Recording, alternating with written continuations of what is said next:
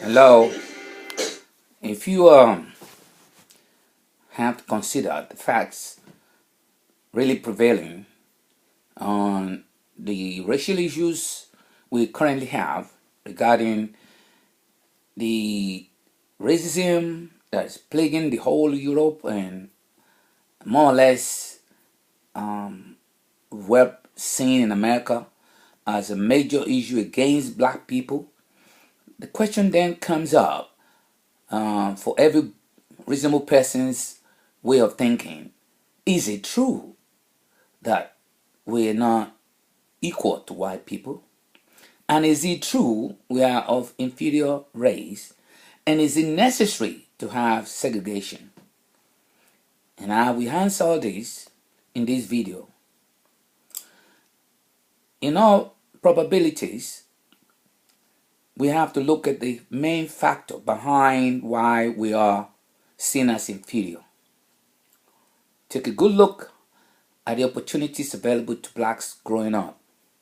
A lot of the blacks grow up in communities where parents are not there, father figure is not present, no role model, and all you have are gangs that more or less we now say is either nurture or nature. A lot of black women and fathers often end up taking drugs due to the stress of life. They see nothing wrong in taking away that pain of poverty. Nothing wrong in using any form of alcohol, drugs, whatever you call it, to alleviate that consciousness, that reality, that poverty gets you nowhere but down the drain like a scum. And they help themselves to be that by indulging in poisoning the black community. Everywhere you look around, who are the main drug dealers? Black people. Who are those behind the drug supplies? Largely white people. Or the Mexicans. Or the Spanish. Or even people from Asia are involved in it. And now it's become a form of capitalism in the black community by blacks themselves, who end up supplying drugs to their own community, to their own people, which more or less creates this backwardness in our community. Since parents are on drugs, children born often come out with all kinds of deformities, all kinds of illnesses, and it's a hard start in life. Not only you have paternal and maternal deprivation, you now have to combat your life with all the odds against you. First, your color is a racial point. Your lack of means, an understatement of where you get to in life. Your acceptance of your inferiority by joining drug gangs or joining gangs that go out to rob, gangs that go out to rape, in more or less make you admit that you are different. Let's start from the beginning. When you were born, you were innocent. You are human and innocent. There's no color distinguish you from other children born. You're born the same way. You have the same blood. You feel pain and joy like every little baby born. Then you grow up, you find the difference. There you are, living in one apartment with about 5 others. You're not sure of your lunch, your dinner. You're not sure of where even your father is. Mama may not even come home. She might be gone up with a boyfriend because father is somewhere in the gutter. I haven't drank too much. Then they come home. All you hear, arguments, fights, blood all over the place from injuries suffered during encounters. You never hear the word love. All you hear, shouting and yelling and screaming at each other.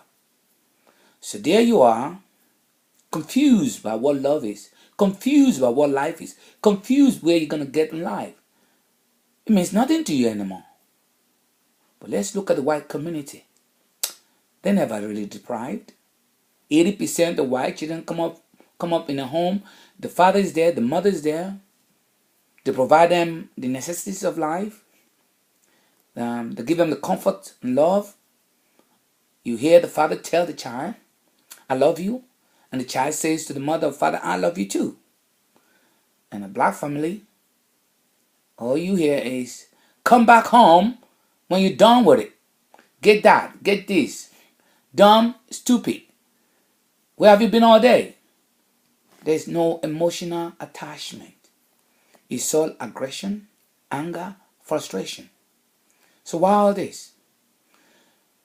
Blacks come up through the rough path of life. Those in America who are blacks came through slavery.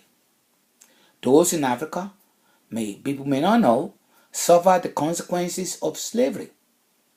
The Arabs came in first. They turned their communities upside down, turning them to slaves for Arab abuse in the north of Africa. And then they brought religion. Again, they slaughtered and killed. They made them live in fear for hundreds of years. So the feeling of inferiority didn't stop just at how you grew up. It's with the beginning of who you are. When parents make you feel insecure, they can't give you a hope in life, you have nowhere to turn to, you're on your own, you only grow up to hate your community. You hate even being black.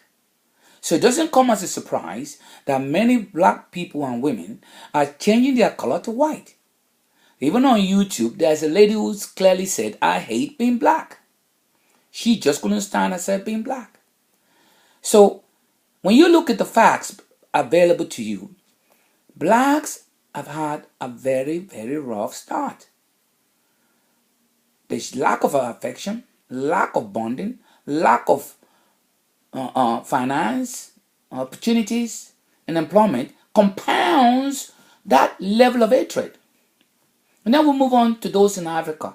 You may argue, haven't encountered that. No, that's not the reality. They were enslaved in their minds. When the British came into their communities, they forced them to be neighbors of people different in color, different in language, different in religion, different in all aspects. So they couldn't form a community of unity, but what we call separatist kind of unity. Separatist in the sense that every community identifies itself along the line of language, culture, norms, values, religion, without any commonness. There you have the lack of commonalities, which binds us. And then you look at America, from the start, they had no commonalities. Why? They were taken from all parts of Africa. They didn't have the same language. They didn't have the same religion. And so, getting to a foreign land, they learned from their masters. The master gave them their language, English. The African root was destroyed completely because the slave masters were afraid. If they were allowed to unify and form a strong force, they would revolt against the white. So, their basic elements were removed and destroyed to lack identity in order not to form a solid confrontational group. And that's how the American blacks till today cannot understand why they're often so aggressive and angry and upset. Because the identity, which is lacking, has kept them at the level of undermining what they are. And they've remained that for 400 years. And you may argue, why would that be? It's simple logic. You earned your freedom from the white man. He became the boss because he was your slave master. You ended up having to fight for everything. And he has to keep you in check. Because if he doesn't keep you in check, he cannot be the boss. Being the boss means to suppress you, to make you know who is the boss in that community. And it took a great effort to get that freedom. And who gave you that freedom? Who helped you fight the freedom? The white man, who saw inequality was unfair to humanity.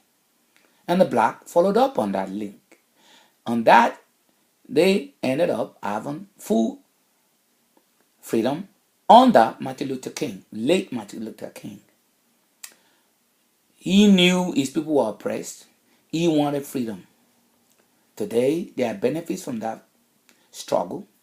You now have a mixed race American president, Barack Obama, and a black American wife,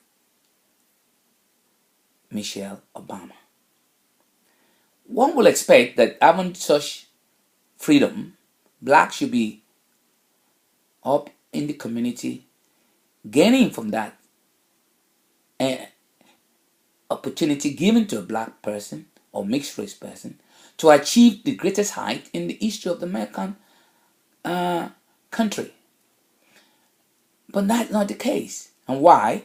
Simple.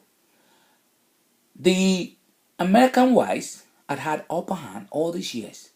They are the head of corporations, head of the legal, head of administration, head of every given form of power that will continue to enrich the white race. So, how can the black then get into that power base? It's for you to look at the way it is done. The recruitment, the empowerment. They give a token set of blacks the opportunities. But these token blacks, what do? They enrich themselves. Like Oprah Winfrey. They got rich. They became billionaires. But what they do with their communities? Hardly anything. It's like saying, I'm rich. I'm no longer in the poor community. I don't need to empower my people. They should be left to struggle. But that's wrong. When you look at the Jewish community, they are clannish for one reason. You're clannish when you bring all your people to become an economic force. With economic force, you gain power. With power, you get far more opportunity that you can bargain for. That was recognized during the push in Germany under Hitler. They became a formidable force, economic force, to the extent that the Germans were now tenants and the Jews were the landlords.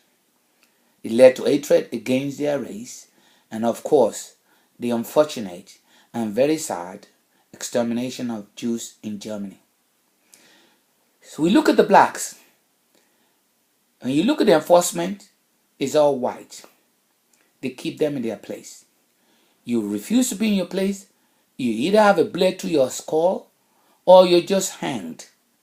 And that mentality of feeling inferior through the law enforcement, empowering the white supremacy, made the black feel so oppressed and suppressed that they couldn't see beyond their noses. So the question is, why are the blacks not joining the police force to empower, protect, and enable their people to progress in that community? Because the blacks have been so oppressed, they're even afraid to be part of that power for freedom itself. So they resort to nothing but verbal and aggressive force against that institution of racial discrimination. Now, what about Africa? The same thing is happening in Africa. You have all those black nations governed by leaders who are mentally submissive to the white authority. They do nothing for their people. They oppress their people. They beat the wishes of the white people. And funny now, to reckon with, the Chinese have taken on where the whites left.